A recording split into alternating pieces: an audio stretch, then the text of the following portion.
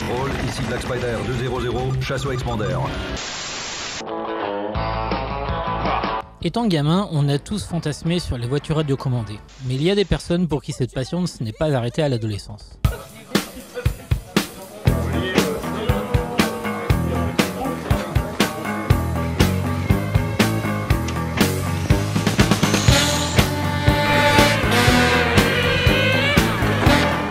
Le Racing Car Lyonnais, il a été créé le 26 février 1981. Il a été créé par une jeune de passionnée qui roulait au début sur des parkings. Il n'y avait pas de piste à l'époque. Le Racing Car Lyonnais est arrivé sur le parc des expos des Odéry dans les années 90 grâce à la ville de La Roche-sur-Yon qui nous a mis à disposition le site et qui nous a fait la piste. Et grâce à ça, on a pu organiser des compétitions de ligue des Pays de Loire, la Ligue 17, ce qui nous a permis d'investir dans des infrastructures. Par exemple, le podium est arrivé dans la fin des années 90. Les stands couverts sont arrivés après une manche de championnat de France en 2011. Et le modulaire, qui nous sert de comptage et de clubhouse, on va dire, est arrivé en 2016 après le championnat de France en 5e de 2014. Alors aujourd'hui, c'était une manche régionale des Pays de la Loire. Donc le Racing Car Lyonnais fait partie de la Ligue 17, la région Pays de la Loire.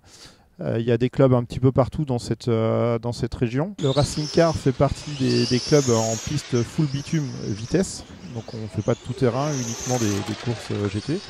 Et aujourd'hui, c'était une manche régionale, un 8e, un 10e, autant thermique que électrique. Donc il y a beaucoup de sous-catégories qui expliquent derrière que nous avons eu plusieurs séries et donc plusieurs finales l'après-midi. On commence la journée par un essai libre entre 8 et 9 heures. S'ensuit un briefing pilote à 9 heures pour donner quelques consignes de sécurité. Et après, toute la matinée est liée aux qualifications.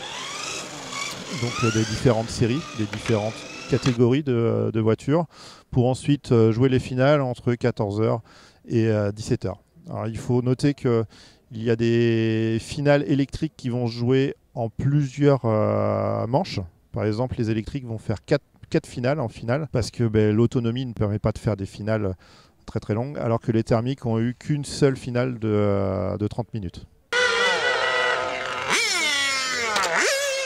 Les voitures présentes ce jour-là n'avaient pas grand-chose à voir avec les jouets de notre enfance. Châssis tout en carbone, carrosserie en polycarbonate, pneus en mousse, plus tendres que le caoutchouc permettant une meilleure adhérence malgré le faible poids des voitures. Si elles ne payent pas forcément de mine vu leur taille, ces voitures peuvent quand même atteindre 120 km/h. Et si les modèles thermiques sont plus spectaculaires par le bruit de leur moteur, elles ne sont pas plus efficaces que les modèles électriques qui profitent de leur poids réduit et d'une accélération plus linéaire. Les voitures étant moins sensibles au choc que les modèles grandeur nature, les cartons sont fréquents sans trop de conséquences, même si quelques axes de roue ont été brisés durant la journée.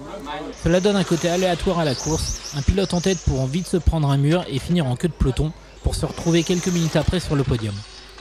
C'était au final assez impressionnant de voir ces voitures filer à toute vitesse, sachant que leur pilote se trouvait à l'autre bout de la piste en haut d'un podium. Et j'espère vous retrouver en bord de piste sur un prochain événement.